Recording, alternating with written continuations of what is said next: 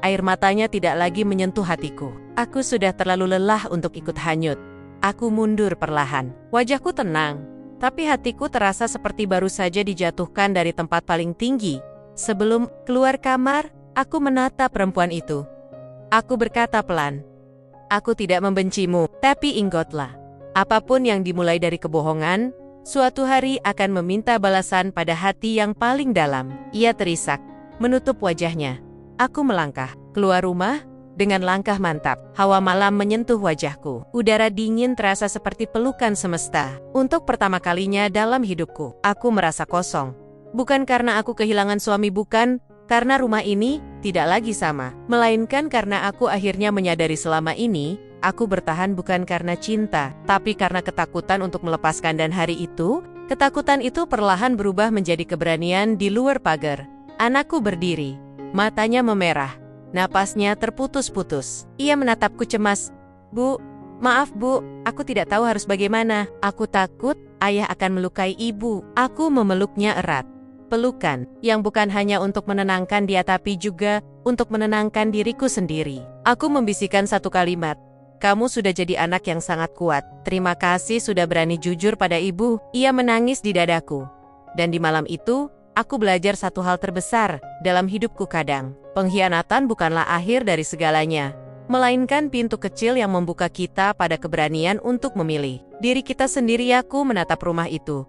Sekali lagi rumah yang dulu terasa hangat, sekarang hanya bangunan yang menyimpan kisah patah.